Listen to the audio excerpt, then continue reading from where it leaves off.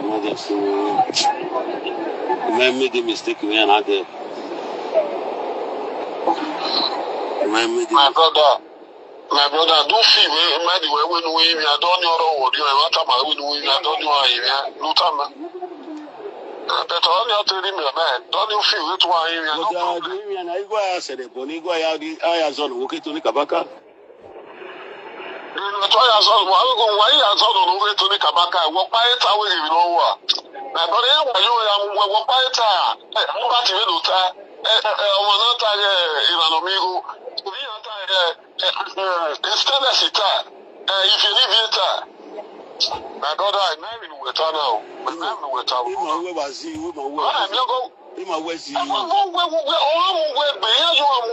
brother. They cut him before when we waiting now. They email because he barely ever want to. Oh, but when the woman cut out battery like the video your way. Man, I'm your to chop on attack. Where do you see? He didn't change his William. If we me light it up, it's a man for now. However, if value any recording, we have to have Jessica William was a borrowed when in Mankama Saburo, in the Wakama Sabuna were Upiano, Mankama one of him. American Tony Kabaka. You get here born in Gator soon. You may threaten not do me, do my work with it. You know, I'm a body. Only one minute that's in Ania. That's a minimum. I feel many or one of it's your boy. I came in when you were here, your boy. No, so what even when we are, we're born here. What me more, me me after my evil. What I need here, we don't buy so down, every so down, we can give it a yard is over, you know, you said here, but not here for the saga to stop. We are trying to call it and we do bully.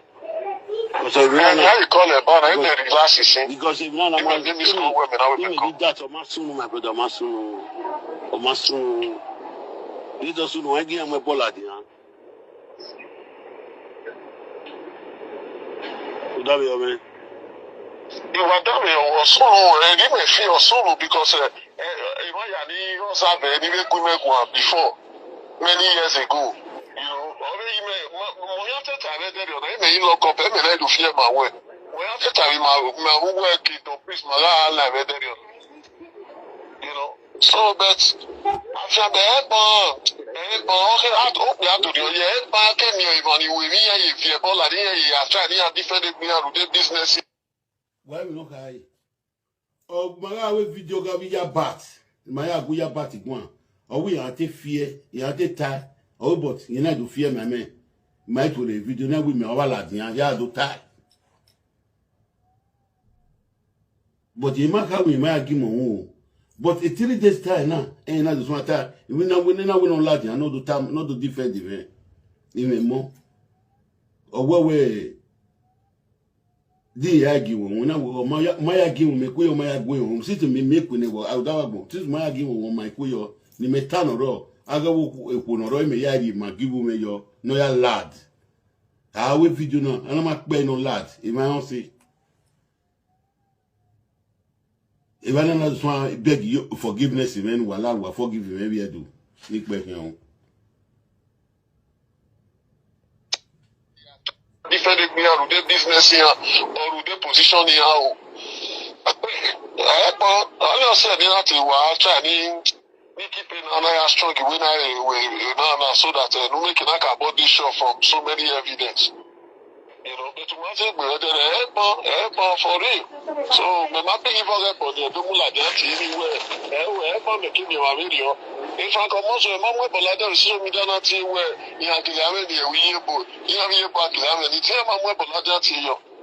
So, help on your ring, you have no theory, you are on the show. Your ring, you have boy, attention to you at yes, so, you let my vessel really where it can be a thing that he can work on. My work, so we know it a very now we call last show, and then I give a call, I'll do it my way with you. So we're part actually in a good one. Wait, Baba and wait to be with the Masa dini ana waje go to because if na masu to sunu yana ga mo boladian. Ega mo boladian. When we talk, we have to do. Ni exist of when I accept solve the problem. You know, we didn't know why you go to them because if now na masunu.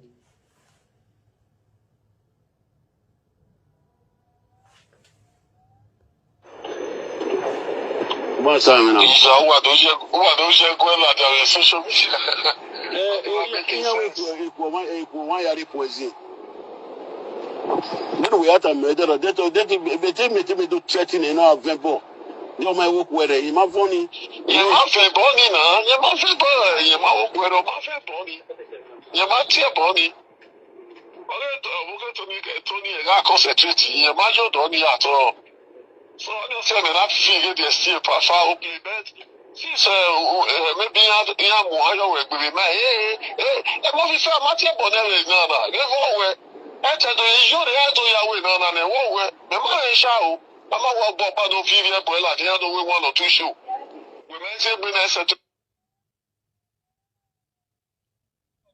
boy la dey do we one or two show we men say be na set ma to already move we ne eto am we no o ti megigi na we na ebi megigi na ni po pa iya ya ike you wo ge ya wo ne na mo be 5 years ago e do ya la dia wo ne na no level ori o ma gbo me ko me wu we se be na resolve ri me ya bere o udu agwo ya yo han ya agwo ya do bere ru aro we pe yo ya kole opposition ya ta me ni ya ni ma make sense e wo wo pa bi social media o fa ko mo so no gbe ma nu pa ni me je mo e bo pe a ijo ro o yo ba we ma nu wa ni ma mo bo Ivan, you do our press we no we are saying here, you want to do your work. Anyway, to Adam, we want to do your work with Adam, we have our parent. For now yala wa ye we video for now we tier we ti me we gbe we tier we ti let me just say my mama we cheese me ya tie me ma we for na ya tie we give me an we ready here.